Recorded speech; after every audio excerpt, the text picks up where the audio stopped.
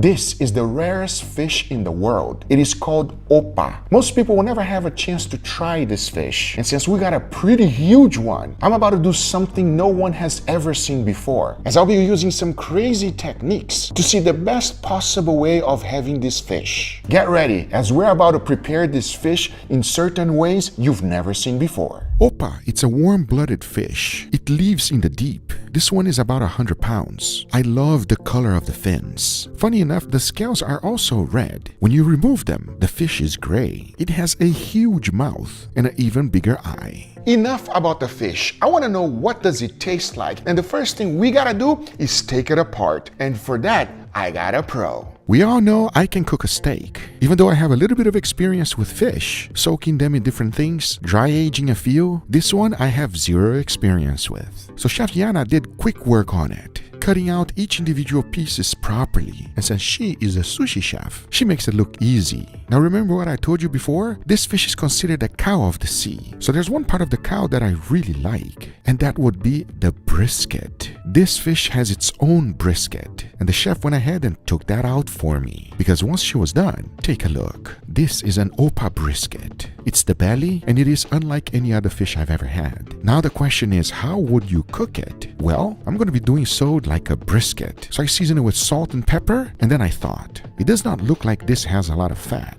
It needs some. So I went ahead and added a generous amount of bacon bits. Nothing can go wrong, right? Let's see how this one is going to taste. I have no idea how it's going to turn out, but I'm very excited to find out. So into the smoker it goes. I'll close it up and let it do its thing. Let's prepare the next dish. Now there's one other piece that reminded me of something when she was butchering it. I love lamb. Even though it's not very popular here in the US, it's delicious and something you should definitely try. When the butchering was done, she handed me this piece. After I tied it up so it wouldn't fall apart, take a look. I'm going to be naming this one oppa lamb. You can clearly see all the bones, and like I said previously, I've never seen this in my life. So I try to cook it the best way possible, and that is with a generous amount of butter. But notice there was a little bit of oil in the pan before. That way my butter is not going to burn, because if there's one thing protein goes really well with, is butter. After seasoning it with a little bit of salt, I immediately threw it in there. Started to get a nice beautiful sear. And believe me when I tell you, this was smelling delicious. No fishy smell. It reminded me a little bit of chicken. So I was really curious to see what this was going to taste like, because as I kept going and the color started getting even better, this thing started looking delicious, and I was really looking forward to taste it. But I wasn't even halfway done, as I went ahead and mixed some pistachio and Parmesan cheese, and this was going to be my crust. But hold on a second, this is Guga Foods. We love to experiment here, and if there's one thing I learned in the past, was this mac and cheese powder. It's actually good. So I went ahead and threw that right in, mixed it really good, and this thing was now ready to be crusted.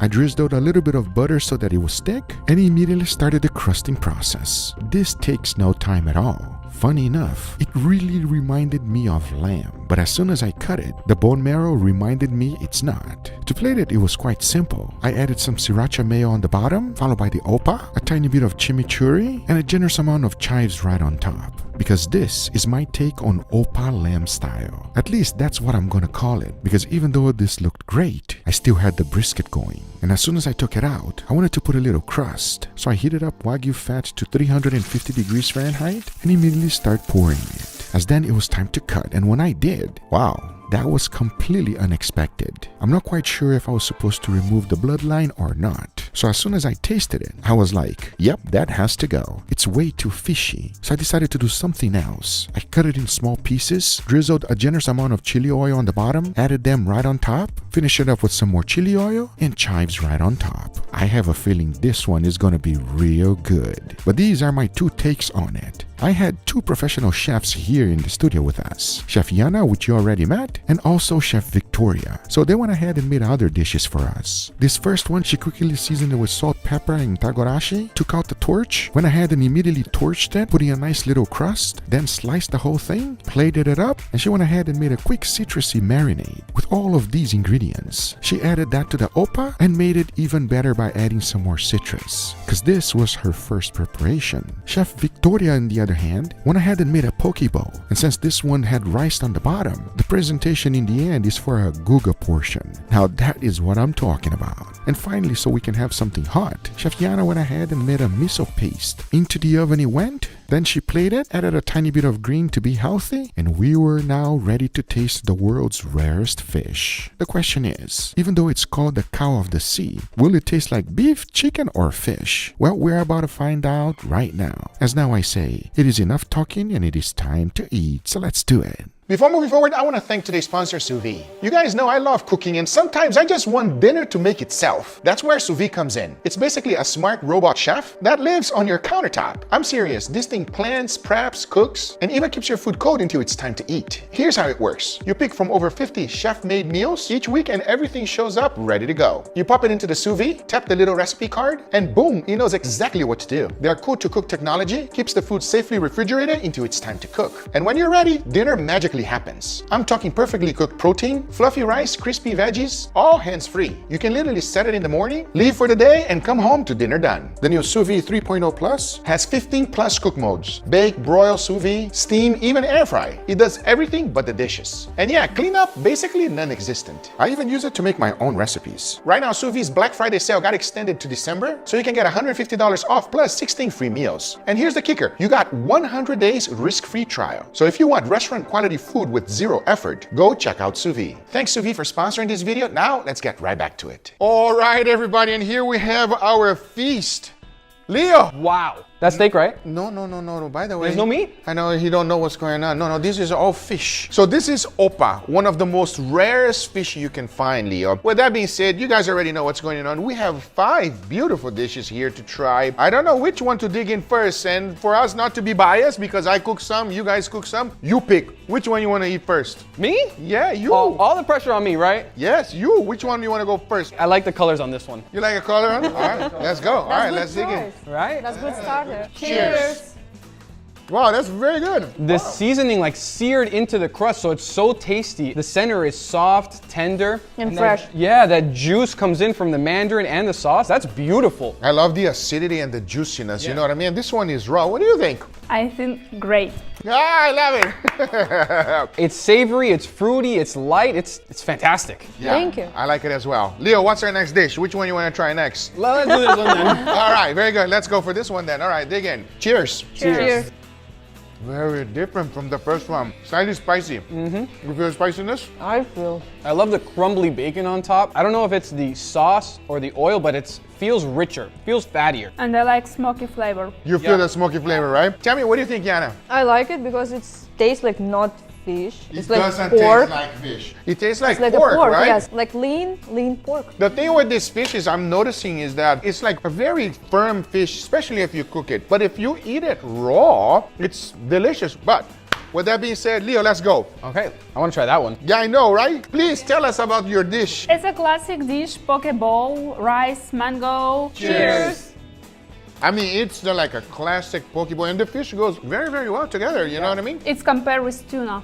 Yeah. It's a very versatile fish. In these other parts, we had a little bit of sear, fully cooked, but it's a little bit soft. You have all the different textures from the rice to the avocado to the little bite from the pickled onions. Honestly, this is a really, really good fish. Very versatile. Yeah. I said we digging on that. You know what that is? Yana, tell us what that is, because there's an ingredient there that I've never seen or eaten before. So it's called buckwheat. It's very common in Eastern European. We use it very often. It's like rice for us. Really? Yes. So I add some shallots, mushrooms, garlic, and I made miso glaze opa. Let's go. Let's dig in. Cheers. Cheers. It's dry. Yeah. Is that the buckwheat? That's a different flavor. I've never, wow. How do you describe that description, guy? I would say it kind of feels a little bit like a mushroom. It's a grain, it's soft. It's like kind of like the texture of ground beef. It's crumbly. I actually quite like it, especially because you mix it in with other ingredients that are kind of normal to us, which is the garlic, the mushroom. It has a nice flavor. The fish is a little bit on the dry side, but I love that sweetness from the miso glaze. It's very tasty. I'm getting a little bit scared because I am noticing that the more you cook the fish, the worse it might be. Yes. This one we ate it raw. It was very delicious. And then we jumped into this one here, which I cooked it in the smoked it. Even though it had an incredible flavor, but it's much drier. It's so dry. And then we went to the poke bowl. It's so juicy and so you know what I mean, like so refreshing. And then again, once again dry. So now, which is the grand finale, I'm scared. All right, let's dig in. Yeah. Cheers. Cheers. It's not dry. It's not dry. Not dry. Oh, that's delicious. The sauce is amazing. The sauce was necessary on that one. Very, very flavorful. And you can still get the crunch of the crust. Very, very nice. Oh my God, that's amazing. I'm actually surprised how good it actually tastes. Honestly, the fish is very mild, so you mainly get the flavor of the sauce, and it's so flavorful, so delicious, it makes it very enjoyable. Amazing. I think we did a good job. Yeah. Yeah, I think we did a good job. Out of all of the dishes, which one was your number one, Leo? I'm gonna say the first one. The first one, really like okay. that You like it raw. Okay, all right. How about you, Yana? Which one was your favorite? I like actually yours and Victoria. Ah, this one right here and this one. What about you, Victoria? I like yours and Yana's. I like all of them except the ones that were mainly dried. That's the thing with this fish. If you leave it cooking for too long, it's too much. You know what I mean? It gets too dry. Guys, make sure you go check out both chefs. Chef Yana will be on the link on the description down below. She's mainly on Instagram. Also, Chef Al Dente, make sure you guys go check it out. The link will be on the description down below for you. I hope you guys enjoyed this video. If you did, hit that thumbs up. If you're not a subscriber, be sure to subscribe. We'll see you guys on the next one. Take care, everybody. Bye-bye. Let me know which dish you guys like the best. Which one would you like to eat? Take care. Bye-bye.